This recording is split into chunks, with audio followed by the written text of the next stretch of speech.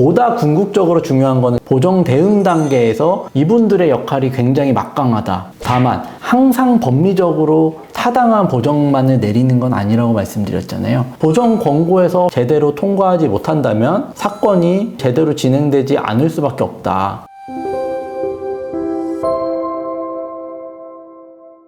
끝까지 싸워서 이기겠습니다. 젠틀한 싸움 딱 유익상 변호사입니다. 개인회생 맡기시려고 알아보시는 분들 보면 보통은 이제 어떤 변호사가 내 사건을 정말 잘해줄 것 같다. 아니면 뭐 어떤 법무사가 채무자의 입장을 잘 이해하는 것 같다. 이렇게 이제 막연한 기준을 갖고서 선임하시는 것 같은데 사실 개인회생에서 제일 중요한 게 뭐냐라고 뽑으면 보정 권고에 대한 대응일 것 같아요. 보정 권고를 내리는 사람은 사실 회생위원인데 항상 제대로 된 보정 권고를 내리는 건 아니거든요. 그런 경우에는 부당한 보정 권고에 맞서 싸워야 되고 다퉈줘야 되는데 그래서 제가 오늘은 회생 절차에서 회생위원이 어떤 역할을 하는지 회생위원은 누구인지에 대해서 간략하게 말씀을 드려보고 회생위원이 내리는 보정 권고가 항상 맞는 건 아니기 때문에 이런 부분들은 어떻게 다툴 수 있는지 좀 말씀드려보려고 합니다. 그래서 일단 회생위원이 누구냐? 개인회생 사건에서는 검토해야 될 자료의 양이 굉장히 많거든요. 예를 들어서 채무자가 돈을 왜 빌렸냐? 그래서 어떻게 돈을 갚을 수 없는 채무초과 상태에 이르렀냐? 빌린 돈은 도대체 어디다 쓴 거냐? 이런 것들을 이제 자료를 통해서 다 확인이 돼야 되는데 우리가 1년치 카드 사용 내역, 계좌 내역만 뽑아보더라도 엄청나게 많은 양의 정보들이 나오잖아요.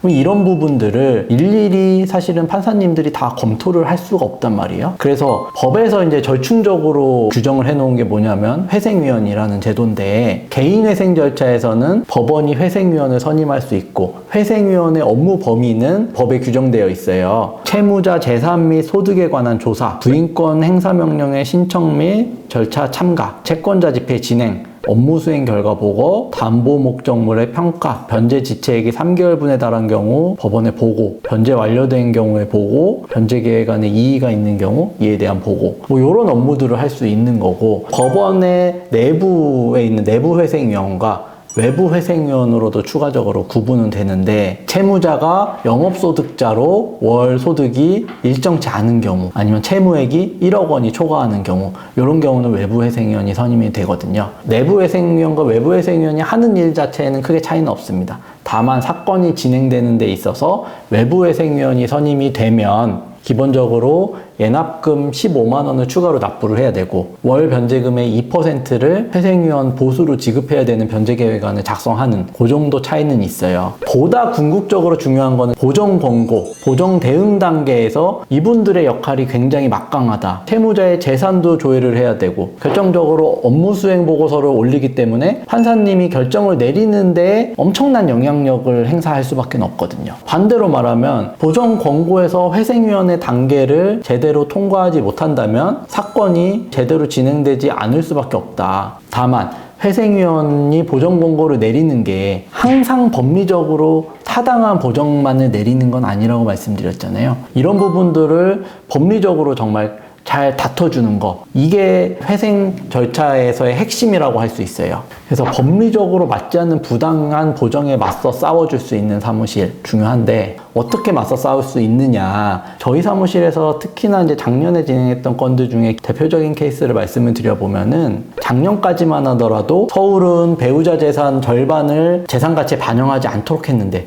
부산은 반영을 하고 있었단 말이에요. 근데 이 의뢰인 같은 경우는 이혼 상태에서 지낸 기간이 상당히 오래됐었고 이 재산도 남편분의 특유 재산이었기 때문에 재산 분할 대상이 되는 걸로 보이지 않았는데 배우자 재산의 절반을 청산가치로 잡으면 이분은 회생 진행 자체가 이제 불가능한 상황이었거든요. 그래서 저희가 어떤 가사법적 이혼 소송의 법리를 들고 와서 회생위원하고 한 3차례 정도 의견서로 공방을 펼쳤어요. 그래서 회생위원을 설득을 해서 회생위원님이 배우자 재산을 채무자 재산에 포함하지 않는 걸로 보고서를 올려주셔서 그렇게 해서 이제 잘 개시 결정이 났던 케이스가 있고요. 그리고 두 번째 케이스는 서울회생법원 케이스인데 3, 4년 전에 채무자분이 아버님께 본인 부동산의 담보를 제공해드린 행위였어요. 그래서 이제 회생위원이 이거를 문제 삼아서 아버지한테 담보를 제공해 준 거는 부인권 행사의 대상이니까 이 금액만큼 또 청산가치로 잡아라. 이런 보정이 나왔거든요. 이 금액까지 청산가치로 잡혀버리면 회생 진행이 이제 사실상 불가능한 상황이었거든요. 근데 제가 봤을 때는 3, 4년 전에는 채무자는 그렇게 크게 채무를 부담하고 있지 않은 상태였고 충분히 가족 간에는 뭐 담보를 제공해 줄 수 있는 상황이기도 했거든요. 그래서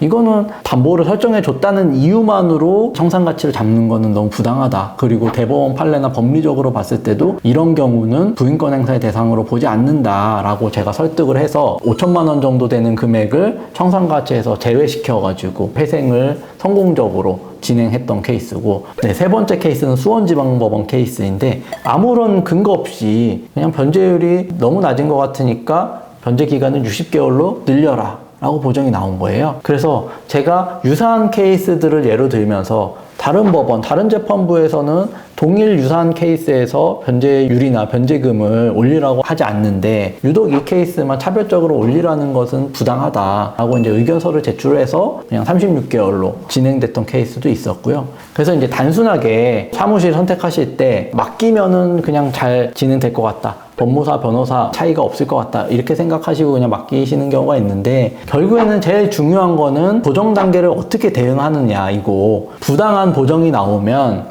법리적인 거를 들어서 반박을 하거나 법리적으로도 안 되면 사실은 또 회생위원님 한 번만 봐주세요라고 해서 읍소를 하면은 또 받아들여주는 경우도 있거든요. 그래서 이제 회생위원의 역할이 이렇게 크고 막강하기 때문에 이 단계에서 정말 잘 대응해 줄 수 있는 사무실이 최고의 사무실이다. 이런 기준으로 선임하시는 게 제일 중요하다. 이런 말씀 드리고 싶습니다.